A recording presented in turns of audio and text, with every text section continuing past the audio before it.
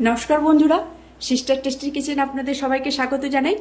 आजके sister tasty किचेने recipe होच्छे पायेस। पायेस होच्छे आम दिए पायेस माने आमेर पायेस। तो प्रथम थेके शेष पर्यन्त आपनारा भिडियोटा देखुन जे की उपकरणे आमी पायेसटा बानाच्छि। तो प्रथमेई आमी चालटा गोविंदभोग चाल आमी भात করার জন্য বসিয়ে দিয়েছি, দেখতেই পাচ্ছেন ভাত আমি বসিয়ে দিয়েছি। আর আরেকটা কথা হচ্ছে দ্বিতীয় স্টেপ হচ্ছে এই যে দুধ, এই দুধটা আমি তখন জাল দেব। আর আমের পায়েস বলছি এই কারণে যে আম আমি এইভাবে পিউরিটা আমি জাল দিয়ে রেখেছি। তো এই দিয়েই আমি আজকে আমের পায়েস বানাবো।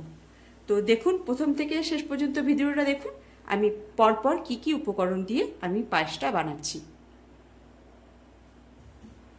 বন্ধুরা এই যে আমের পিউরিটা আমি বানিয়েছি, প্রথমে আপনারা আমটাকে সুন্দর করে পরিষ্কার করে ধুয়ে নিয়ে তারপরে ছাড়িয়ে নেবেন, ছিলে নেবেন আর কি।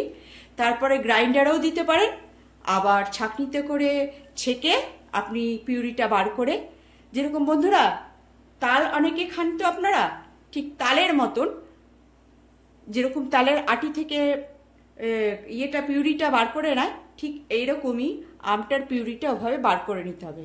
আর একটু ছাঁকনিতে ছেঁকে নিলে খুব ভালো হবে। কেন বলুন তো? কেন কি ওর যে আশিটা ভাব আছে, একটা টেক্সচারটা সুন্দর হবে, তাহলে আশ ভাবটা মুখে বাঁধবে না।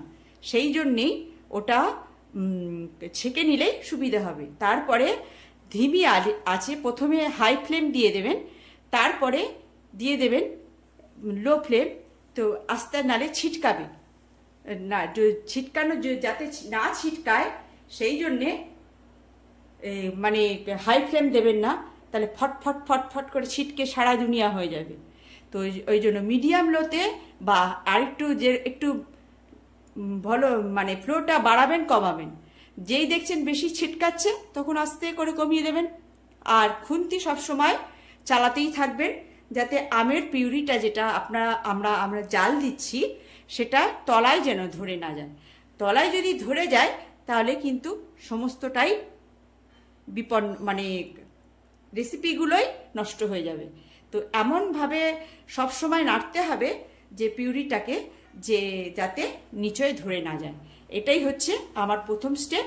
আর ভাত আমি বসিয়ে দিয়েছি। বন্ধুরা এই ভাতটা এতটাই মানে সেদ্ধ হবে কি একটুখানি নরম নরম হয়ে যাক তাও বি আচ্ছা, কিন্তু ভাতে যেন মাছ না থাকে, মানে একটুখানি ভেতরে একটু চালের দানা থেকে যায় না, সেই দানাটা যেন না থাকে। ভাতটা পুরোপুরি ফুটতে দিতে হবে, তাহলে ভালো হবে। বন্ধুরা এই যে আমার ভাতটা পুরোপুরি কমপ্লিট হয়ে গেছে, এবার এটাকে নামিয়ে নেব। এই হচ্ছে প্রথম স্টেপ। দ্বিতীয় স্টেপ বন্ধুরা, আমি দুধটা কড়াইতে দিয়ে দিয়েছি জাল হওয়ার জন্য। এটা জালটা হয়ে ভালো মতন ফুটে যাবে, ফুটে একটু কমে যাবে, তারপরে আমি তৃতীয় স্টেপ শুরু করব। বন্ধুরা স্বাদ অনুযায়ী আমি দিয়ে দিলাম একটু নুন।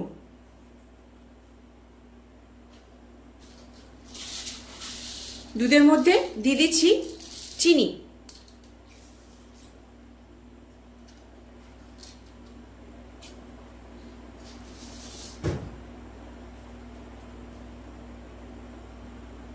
বন্ধুরা এই দেখুন আমার দুধটা কতটা অবধি ছিল, সেটা ফুটে কতটুকু হয়ে গেছে। এইবারে এর ভেতরে দিয়ে দেবো আমি ওই যে ফুটিয়ে রাখা ভাতটা।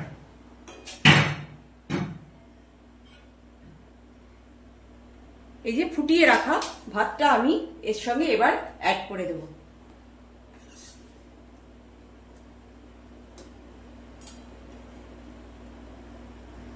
এবার বন্ধুরা এই যে আমি ভাতটাকে এর সঙ্গে অ্যাড করে দিয়েছি, এইবারও আবারও সুন্দর করে এটাকে ফোটাবো।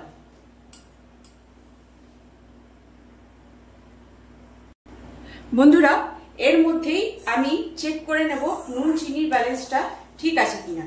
তো আপনারাও যখন করবেন তখন এটা ফুটতে ফুটতে বা ইয়ে করতে করতে, মানে যখন ফুটছে, যখন নামানোর আগে আপনারা সুন্দর করে একটু চেক করে নেবেন নুন চিনির ব্যালেন্সটা, তাহলে পায়েসটা খেতে দুর্দান্ত লাগবে। বন্ধুরা, এবার এর মধ্যে দিয়ে দেব কিশমিশ।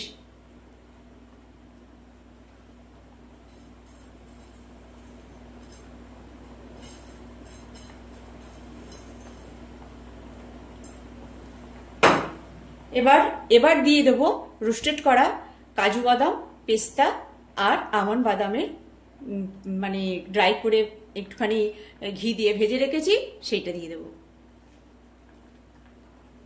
বন্ধুরা, বেশি বেশি দেবেন না, কেন কি ভাত যেটা হচ্ছে মানে পায়েস যেটা হচ্ছে তার থেকে যদি ড্রাই ফ্রুট বেশি হয়ে যায় তাতে আমরা মনে করি খুব ভালো লাগবে খেতে, কিন্তু সেটা তো নিয়ম না। পরিমাণ মতন দেবেন, তাতে খেতে সুস্বাদু লাগবে। বন্ধুরা, এবার আমার পায়েস পুরো কমপ্লিট। দেখুন বন্ধুরা কেমন লাগছে।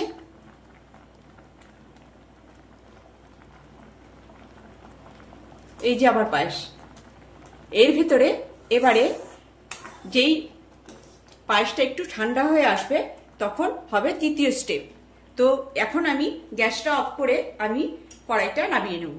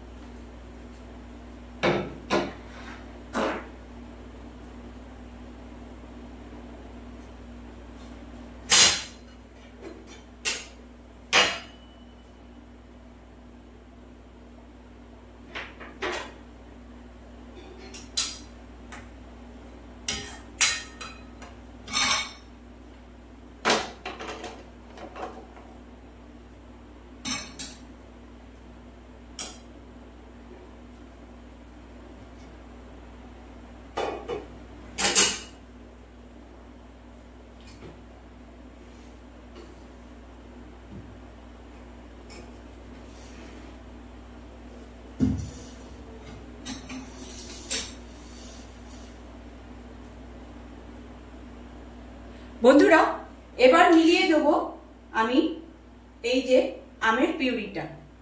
কেন কি গরম থাকতে যদি আমি এতে মেলাতাম তাহলে পরে এটা দুধটা কেটে যাওয়ার ভয় ছিল। তো বন্ধুরা, আমি পিউরিতে কোনো কালার ফুড কালার আমি ইউজ করিনি, আর এতেও আমি ইউজ করিনি। কেন কি আমের যে কালারটা, আর এটাই আমি অরিজিনালিটি রাখতে চেয়েছি যে আমের কালারটাই থাকুক, সেই জন্যে আমি এখানে আমের ইয়েটাই রাখতে চেয়েছি, যে আমের যে সুগন্ধটা। আর বন্ধুরা, এই যে আমার আমের পায়েস পুরো কমপ্লিট। এবার করব প্লেটিং। দেখুন বন্ধুরা কেমন লাগছে। আর আগে থেকে যদি আমি ফোটান্ত অবস্থায় আমি যদি এই পিউরিটা দিয়ে দিতাম তাহলে আমার যে দুধটা কেটে যাওয়ার ভয় ছিল।